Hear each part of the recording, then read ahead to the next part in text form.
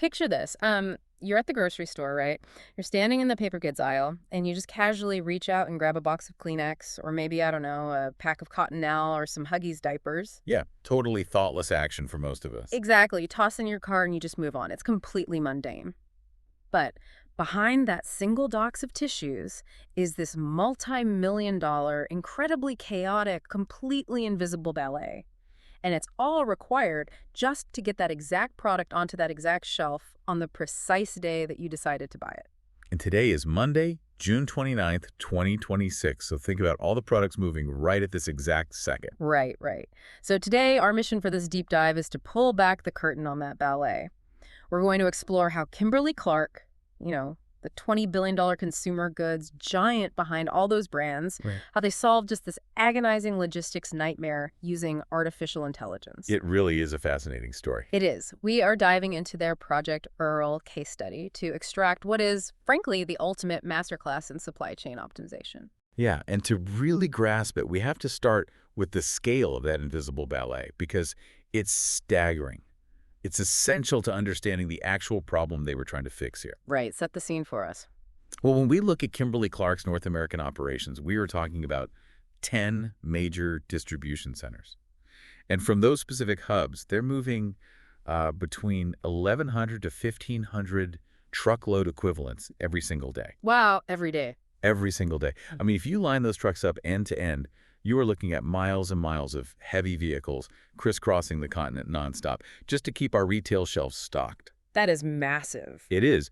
And managing that flow is complex enough on a good day. But for a long time, the industry was essentially trying to, choreograph this massive dance while half the dancers just couldn't hear the music. Which brings us to the root of the pain point. Because to appreciate the sheer brilliance of what Kimberly-Clark did with Project EARL, we really have to dig into a phenomenon that was costing them millions of dollars in inefficiencies. Right? Oh, yeah. Millions. It's a dynamic the logistics industry calls order bunching. Right, order bunching. So in a theoretical textbook supply chain, the flow of shipments from manufacturing plants to those distribution centers, it should be a steady, predictable stream. Like a faucet just running smoothly. Exactly. You Yeah. manufacture the goods, you put them on a truck, they go to the warehouse. A nice, even cadence. But the reality of consumer packaged goods is, well, it's entirely dictated by human behavior. Right. People don't buy toilet paper on a perfectly even schedule. No, they don't. Roughly 70% of all grocery sales happen on Friday, Saturday, and Sunday. People just do their household shopping on the weekends. Makes sense. And that sudden depletion of retail inventory sends this massive, concentrated demand signal firing back up through the entire supply chain. Ah. Okay. The result is that Sunday might be a relatively light shipping day at the distribution center. Monday picks up a little momentum. And then Tuesday hits, and you are suddenly facing an absolute avalanche of volume. The shipping demand just spikes violently. That exact phenomenon is order bunching. Okay, let's unpack this for a second. Order bunching is essentially the logistics equivalent of everyone in a major city deciding to leave for a holiday road trip at the exact same hour. That is a perfect way to look at it. Right, like the outcome is completely predictable. You get immediate gridlock, surge pricing kicks in for every single rideshare, the infrastructure is completely exhausted, and honestly, nobody gets to where they're going on time. And the financial fallout of that gridlock, I mean, it hits a company's bottom line immediately. Because Kimberly-Clark's shipping volume was so wildly unpredictable from day to day, their supply planners just couldn't reliably secure their preferred core carriers. Because the trucking companies need a heads up. Exactly. Trucking companies operate on incredibly tight margins and strict schedules. They simply do not have the physical assets to accommodate a client who says, I only need 2 trucks today, but I'm going to need 25 trucks tomorrow. Right, they can't just spawn trucks out of thin air. No, they only have so many drivers and cabs available in a given region. So when that Tuesday avalanche hit, Kimberly-Clark was constantly forced to go out into the spot market to buy last-minute ad hoc truck capacity. And the spot market is notoriously expensive. Oh, if you know anything about freight, you know the spot market is where profit margins go to die. You are paying absolute premium rates just to get someone to show up. And I imagine the bleeding doesn't just start at the cost of the freight itself. The ripple effects of that Tuesday traffic jam have to slam right into the physical infrastructure of the warehouses, too. They absolutely do. I mean, the downstream headaches are massive. Mm. If you unexpectedly have 20 trucks show up at a distribution center on a Tuesday afternoon, the warehouse's physical footprint just cannot handle it. They're overflowing. Right. They don't have the open dock doors to receive them, and they definitely don't have the labor roster to unload them. That immediately creates this massive backlog. So the trucks are just sitting there. Yeah, the drivers are forced to just sit in the yard waiting. Mhm. And that triggers expensive detention fees. Detention fees. Yeah, you are literally paying a penalty because the driver is burning their federally regulated hours of service just staring at a brick wall. And ultimately, it cascades all the way down to the consumer level, leading to missed OTIF goals. Which is on time and full. Right. Exactly, OTIF.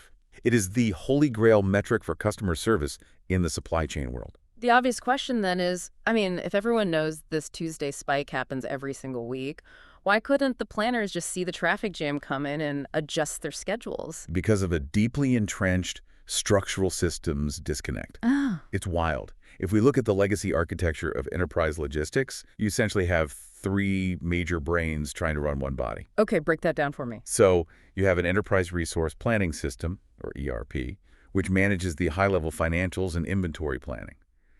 Then you have a warehouse management system, the WMS, which governs the physical reality of the building, so the dock doors, the labor, the forklift movements. Right. And finally, you have a transportation management system, the TMS, which handles the carriers and the actual freight. Historically, these three systems were built by entirely different software vendors for completely different departments. And let me guess, they don't talk to each other. They simply did not talk to each other. The ERP planning system would look at a spreadsheet, see a need, and just blindly push a massive wave of orders to the warehouse. Just assuming it would work out. Right. It was completely oblivious to the fact that the WMS was practically screaming that the yard was already full, or that the TMS had 0 trucks booked to actually move the product. So you have a brain giving commands to a body that physically cannot execute them. Exactly. And post-COVID, the volatility of the global supply chain really pushed this broken architecture to the absolute breaking point. Scott DeGroot, the vice president of global logistics at Kimberly-Clark, actually called it a literal reset moment for the company. A very expensive reset moment. Right. They realized that throwing millions of dollars at the spot market to just brute force their way through these traffic jams was entirely unsustainable. They couldn't just react to the gridlock as it was forming anymore. They had to figure out how to predict the traffic jam and reroute it 30 days before it even happened. And that realization, it fundamentally changed their entire operating model. Yeah. Kimberly-Clark ended up partnering with a company called Provision A and brought in a cloud-based tool known as LevelLoad. LevelLoad. Okay, how does that work? Well, the brilliance of LevelLoad is that it acts as the ultimate universal translator. It doesn't replace the ERP or the WMS or the TMS. Instead, it just sits right on top of them. Oh, so it bridges the gap. Yes. It pulls data daily from all those rigidly siloed systems and builds a real-time, comprehensive, three-dimensional picture of what the entire North American network actually needs and what it can physically handle. And crucially, it's not just looking at the fires burning today or tomorrow. It is actively looking 30 days out, right? That's the huge paradigm shift here. LevelLoad introduced true 30-day network smoothing. Instead of reacting to daily crises, the artificial intelligence calculates the optimal number of trucks needed per lane, per day, for a rolling 30-day window. So it flattens the curve, so to speak. It mathematically flattens those violent Tuesday volume spikes. The algorithm looks at the demand forecast and says, we have a huge unmanageable spike coming at the end of the month. To prevent a bottleneck, let's pull some of these highly urgent critical shipments forward to today, and let's push these lower priority excess items back a few days to smooth out the flow. Wait, let me stop you there because that immediately raises a red flag for me. Oh. Yeah, if the algorithm is actively choosing to delay a truckload of cottonelle or paper towels, aren't you essentially engineering an out-of-stock scenario? Yeah. You are purposefully holding back inventory that the planning system says needs to move. Aren't you risking failing the customer at the retail level? I know, it seems totally counterintuitive, right? But the reality is the exact opposite, because the AI is entirely constraint-based and operates on incredibly strict days of supply metrics. Meaning it knows exactly what's on the shelf. Basically, yes. The system has total visibility. It knows exactly how much physical inventory is currently sitting in the destination warehouse in Los Angeles, for example. It might see that LA has 14 days of toilet paper supply, but only 2 days of diaper supply. Oh, I see. So it mathematically prioritizes what is absolutely most critical to prevent an out-of-stock scenario on the actual retail shelf.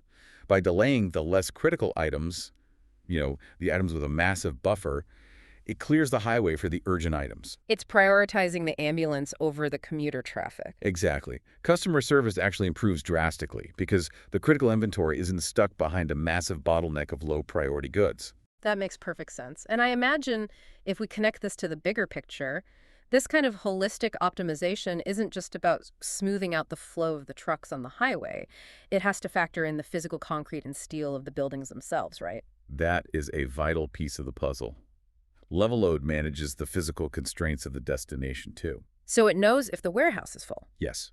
If the AI detects that a receiving warehouse is at, say, 95% physical capacity and the dock schedule is fully booked, it knows not to send more trucks into that specific node, regardless of what the baseline demand forecast says. It's smart enough to say, stop sending things here. Right. It intelligently redirects the flow or holds the shipment upstream, entirely preventing that disastrous yard traffic and those exorbitant detention fees we discussed earlier. Okay, so you plug in LevelLoad, and suddenly Kimberly-Clark has this beautiful, mathematically smoothed 30-day operational plan. They know the exact number of trucks they're going to need weeks in advance, and they know the warehouses can handle the volume. But an algorithmic plan on a computer screen is not a physical 18-wheeler sitting at a loading dock. Very true. In the real gritty world of logistics, how do you actually get a carrier to commit to a load on a Friday when you don't actually know exactly which products the AI will prioritize shipping until Thursday night? This is where we transition from the theoretical strategy to the sheer tactical execution of Project EARL. Because to solve that exact problem, they utilized a mechanism known as a shell, or a placeholder stock transfer order. A placeholder. Yeah, in industry shorthand, it's just a dummy STO. Okay, here's where it gets really interesting. How does a dummy code lock down a physical truck? Think of it as a reservation system. LevelLoad submits this placeholder code directly into the ERP. It essentially broadcasts a signal that says, hey, I need a refrigerated truck to run a lane from Wisconsin to Chicago next Friday. But it doesn't say what's in it. Crucially, no, it does not specify what specific SKUs or products are going to be inside that truck. It just reserves the physical capacity. And this dummy code triggers a transportation management system to tender the load to a preferred top-tier core carrier 2.5 days earlier than their traditional process ever allowed. Wow, just by using a blank reservation. Exactly. And in some cases, they are tendering up to 5 days early. Now, to someone outside the industry, getting a 2.5-day head start might not sound like a monumental achievement. Why does that specific 48 to 60-hour window completely flip the power dynamic in the freight market? It really comes down to carrier psychology and the raw economics of the trucking industry. Carriers despise volatility above all else. They need to know what they're doing. Right, and their biggest margin killer is what the industry calls deadhead miles. Deadhead miles. Yeah, that's when a driver drops off a load in one city and then has to drive the truck completely empty for 200 miles to pick up their next load. It's burned fuel, wasted wages, and literally zero revenue. Oh, that's brutal for them. It is. So by giving these carriers an extra 2.5 days of advance notice, Kimberly-Clark provides the one thing carriers crave most, which is predictability. Ah, so they can plan ahead. With that lead time, dispatchers can meticulously plan their drivers' routes to stitch together continuous moves and entirely eliminate those deadhead miles. Because Kimberly-Clark was offering this unprecedented visibility, they secured a staggering 97% first tender acceptance rate. 97%. So virtually every single time they reached out to their top choice, most reliable, most affordable trucking partner, the answer was an immediate yes. That is the absolute power of predictability. By giving the carriers what they needed, Kimberly-Clark locked in cheaper committed contract rates and almost entirely bypassed the chaotic, expensive spot market. They essentially became what's known as a shipper of choice in a highly competitive market. All right, so let's look at where we are on the timeline. The truck is booked. It was secured days ago using the placeholder dummy code, and it's locked in at a great rate. It's Friday morning. The truck is backing into the loading dock. We now arrive at the final and honestly arguably the most difficult piece of the puzzle. Loading process. Right. The AI has been monitoring inventory up to the very last second. How do you pack that metaphorical suitcase perfectly right at the last minute so you don't waste a single inch of space inside that 53-foot trailer? Well, this requires an entirely different type of computing power. Yeah. And this brings us to the second software tool that Provision AI deployed for this project, which is AutoO2. AutoO2, what does that stand for? Stands for Automatic Order Optimization. Literally, just before the scheduled ship date, AutoO2 steps in and dynamically overwrites that dummy placeholder code. Oh, so it fills in the blank reservation card. Exactly. It pulls the freshest, most up-to-the-minute inventory data and populates the order with the actual high-priority products that critically need to move that exact day. And packing a commercial truck, I mean, it's not just a matter of counting cardboard boxes until the trailer's full, right? It's essentially playing a high-stakes game of 3D Tetris with 40,000 pounds of mixed consumer goods. It is 3D Tetris, but governed by incredibly complex physics and chemistry. When we talk about AI load building, we are talking about heuristic algorithms solving multidimensional constraints in milliseconds. Milliseconds. That's wild. Yeah. The system isn't just looking at the total weight and cubic volume. It is factoring in strict product stackability and crushability rules. I mean, you physically cannot place a 2-ton pallet of canned dog food on top of a pallet of fragile tissue paper. Obviously, it would just crush it. Right. But it also accounts for things like odor transfer constraints.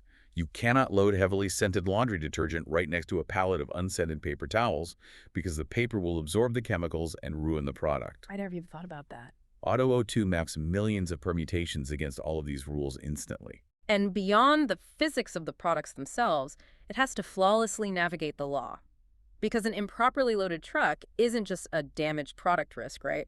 It's a massive legal liability on the highway. The legal compliance aspect is arguably the most critical function here. The logistics experts at Provision A frequently point to a fascinating weigh-in-motion study conducted by the Georgia Department of Transportation. Okay, what did it find? That study revealed that over 90% of commercial trucks on U.S. highways are underloaded by 2,000 pounds or more. Wait, 90%. That means the vast majority of the supply chain is driving millions of miles with empty air in the back of the trucks. Why does that happen? I mean, any veteran dock manager knows how to pack a trailer to the ceiling. Why wouldn't they max it out? That brings up a really fascinating point about human limitations and risk aversion. As Scott DeGroot pointed out during the case study, a human being simply cannot do the math fast enough to optimize a mixed load perfectly. The variables are just too immense. So they play it safe. Furthermore, human caution naturally leads to underloaded trucks. Every dock worker knows that if they load a truck improperly and it rolls over a state weigh station, it's going to trigger a massive fine or get sidelined entirely. So they intentionally leave a buffer. They leave a couple of pallets off the truck just to guarantee they don't cross the legal threshold and get penalized? Precisely. Because the laws governing commercial weight are notoriously unforgiving, specifically things like the California Bridge Formula. The California Bridge Formula? Yeah, the DOT doesn't just care that your truck is under the 80,000-pound gross limit. They care intimately about how that weight is distributed across every single axle to prevent destroying highway infrastructure. Okay, how does the formula work? Well, under the California Bridge Formula, the rearmost axle of the trailer can be no more than 40 feet from the kingpin, which is the pivot point where the cab hooks into the trailer. When a driver physically slides that rear axle forward to comply with that 40-foot rule, the entire trailer acts like a giant seesaw. It radically shifts the center of gravity, throwing massively more stress onto the rear tandem axles. Oh, wow. If a human dock worker just loads heavy pallets straight back, the truck will be wildly illegal the moment they slide the axles, even if it's well under the total weight limit. But AutoO2 is calculating that seesaw effect in real time, right? Before a single pallet is even moved. It calculates the physics down to the pound.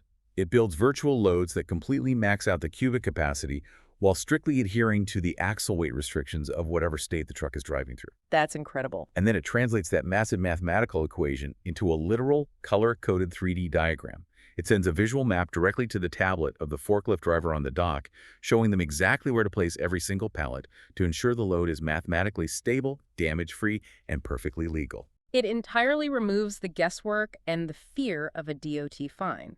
So, when we look at the whole picture here, LevelLoad smoothed the chaotic volume 30 days out. They secured the best carriers early using placeholder STO codes.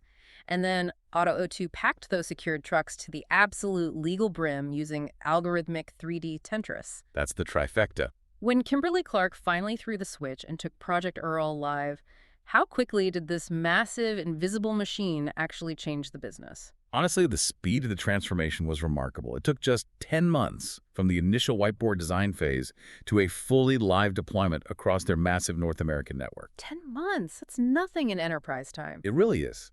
Within less than a year, 80% of all their shipments were being seamlessly managed by this new AI-driven process. And the operational metrics, they followed the speed. I mean, they achieved a 60% reduction in daily volume variability. Cutting the chaos by 60% is the difference between a panicked, reactive workplace and a smooth, proactive operation.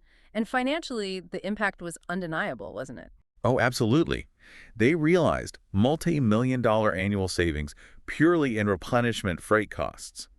By escaping the spot market, eliminating detention fees, and maximizing the payload of every single truck, the financial hemorrhage was just stopped. That's a huge win. The architecture was so effective that Project EARL was actually named a finalist for the 2022 CSCMP Supply Chain Innovator of the Year award. So what does this all mean for you, the person listening to this right now? When we zoom out, whether you are an executive trying to manage a global enterprise or you are just someone doing your weekly grocery shopping, this invisible efficiency actually impacts your daily life. It really does touch everyone. When corporations can shave millions of dollars off their freight costs, that operational efficiency is one of the strongest weapons we have against inflation. It is the literal math that keeps the cost of your paper towels from skyrocketing. It is the foresight that keeps the specific brands you rely on actually in stock so you don't walk into a store and find empty shelves. And beyond the financial impact, the operational metrics translate directly into tangible environmental benefits. Right, the ESG side of things. Exactly. When we look at Scope 3 emissions, maximizing the payload of a truck by just 5 to 10% has a massive compounding effect across a large network. Through these load optimization tools, Provision I effectively removed 88,000 truck journeys from the road in 2023 across its client base. 88,000. That is 88,000 heavy vehicles that simply did not need to turn their engines on. That represents a drastic reduction in carbon emissions and fuel consumption. Furthermore, because the AI builds mathematically stable loads, it heavily reduces in-transit damage. Which means less waste. Exactly. Significantly less ruined product ending up in landfills. And the beauty of it is, you as the consumer didn't have to change a single habit. The carbon footprint of your shopping cart shrinks purely through the ruthless application of mathematics and efficiency behind the scenes. It's optimization at its finest. So to quickly recap what we've unpacked today, Project EARL essentially rebuilt the ballet on 3 core pillars. First, the 30-day network smoothing with LevelLoad to kill the volatility.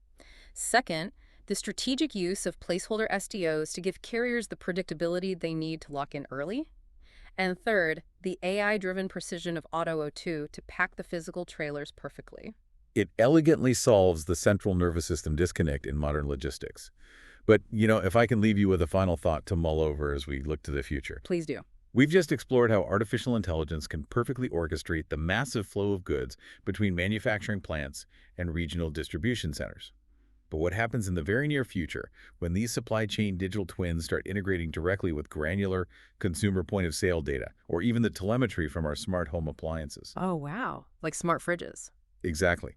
Could a smart fridge, detecting that you are getting low on milk, instantly trigger an automated micro-adjustment in a master algorithm that subtly reroutes a fraction of a refrigerated truck a month in advance? That is a wild concept to wrap your head around. The dividing line between your private kitchen and the global supply chain architecture is about to become very, very thin. The invisible ballet isn't going to stop at the store shelf. It is moving directly into our homes.